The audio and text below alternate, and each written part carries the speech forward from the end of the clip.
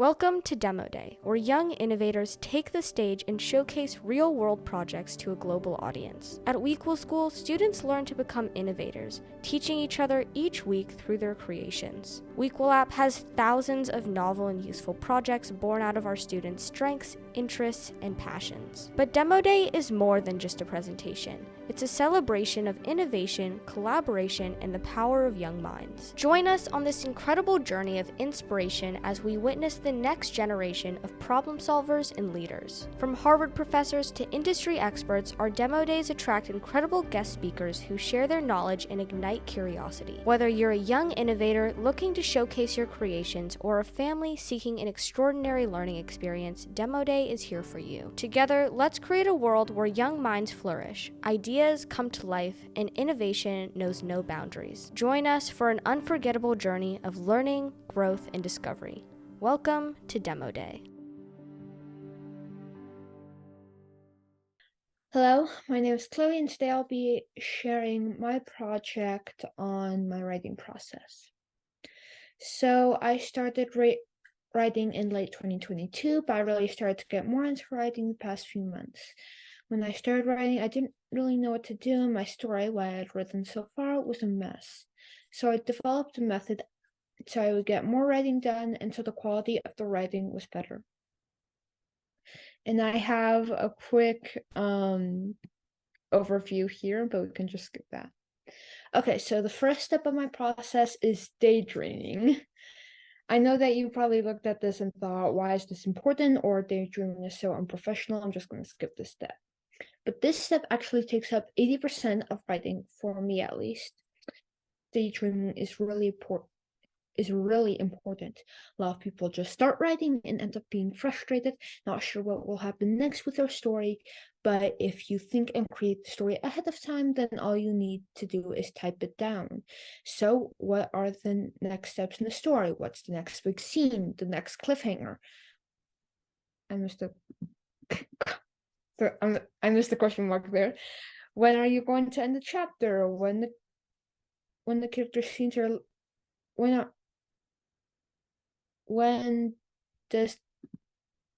you going to end the chapter? When the character sees or learns something important, or at the end of the character's day? Ask yourself these kinds of questions while you are brainstorming. Step 2 is typing. This is the part where you write it all down. Super exciting. You can do this in a Google Doc, on actual paper, or even in Canva. I personally use Google Docs since it's unlimited, and at least for me, it's easier to type than to write. You might be wondering, why do you call it typing and not writing? Because the actual writing goes on inside your head. That's where you create the characters, think of the scenes. Writing in the books is just one way to share the design, share the story. So no matter where you are, even if you don't have the physical book / document / Canva design with you, you can always work on them and improve on your story. Step 3 is reviewing. After you are done typing / writing all your ideas down, it's time to review it. You might notice spelling errors or decide that you want to change a detail in the story.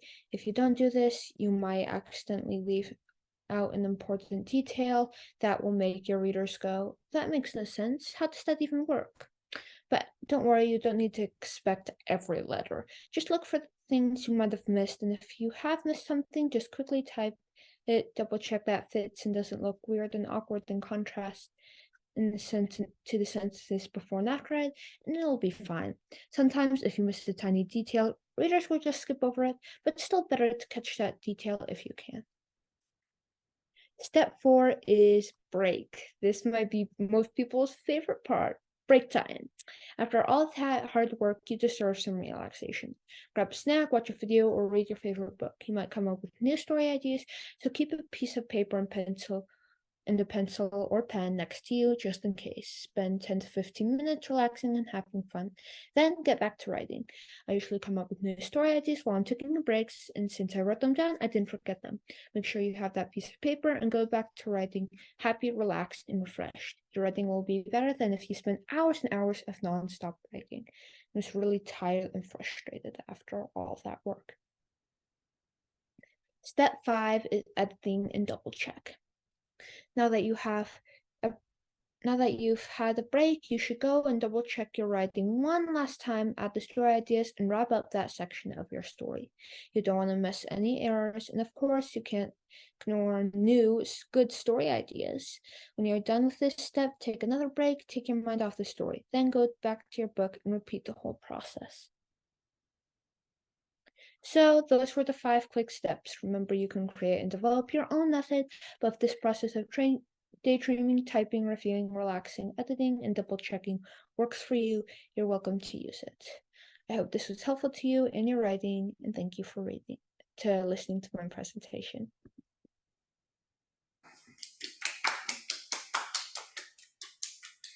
I have a feedback sandwich. Go ahead, Isla. Okay, so first of all, mind blown. I totally want to follow this process. I really like the daydreaming step for listening for doing stories, because I like, for Violent Peace, I'll always be like, oh no, I need to make sure I get this done by the end of the year, so I'll just start typing, and then I'll realize I don't know where I'm going with this. So I think that's a great step to have. My meat is to put in the title how to write a story or a book or something like that, referencing writing process, creative writing process. Right, creative writing process for a novel or something like that, because this might not apply to all things. If you're writing a research paper, yeah, that definitely yeah, I was thinking of like my own story, which is definitely a novel, and yeah, that probably would not work. How would you fit in this step of daydreaming in a research paper? yeah, exactly. You probably want to switch that out with researching, right? Yeah, it's and literally so in the name.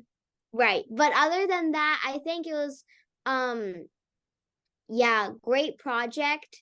And even though you mostly read through it, I think it was still really engaging, just your energy and your level of understanding.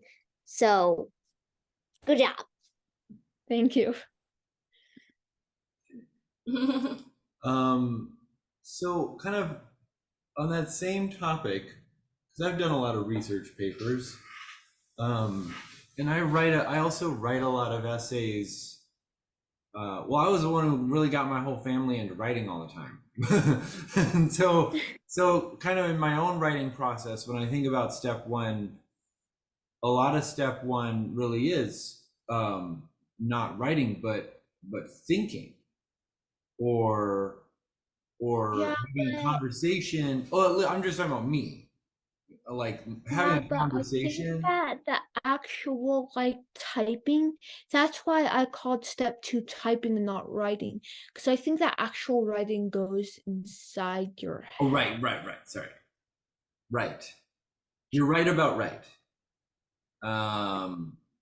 So right. So given your terminology, I follow a similar process.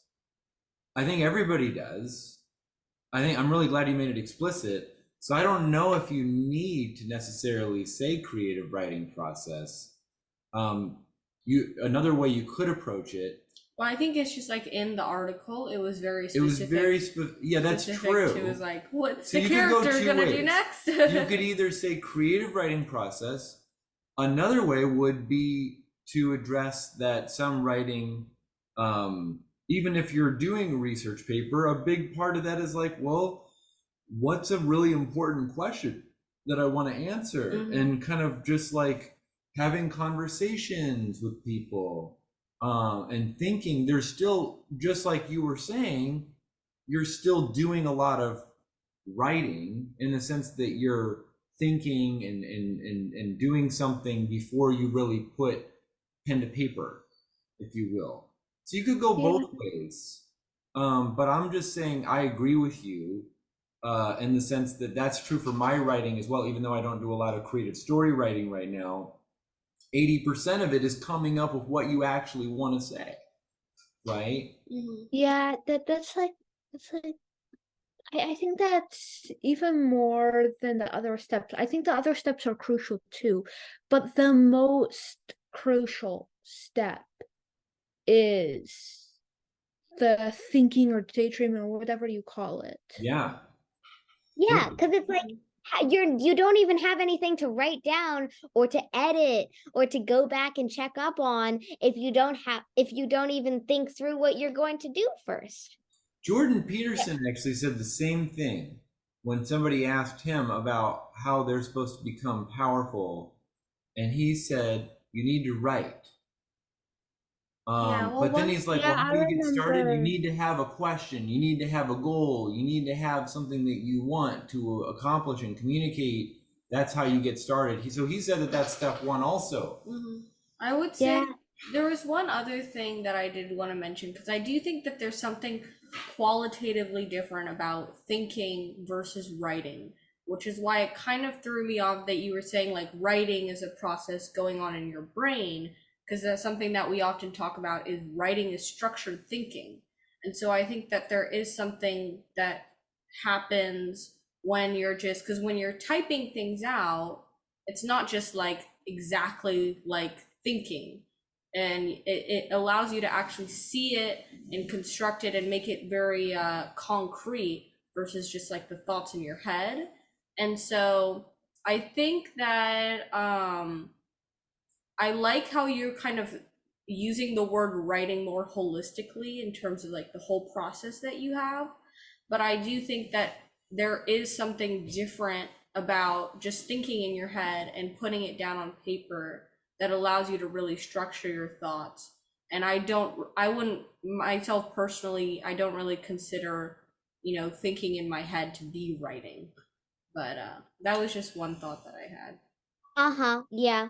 Because with thinking, people don't really think in sentences. People think in concepts, they think in emotions, but you can't really do that with writing.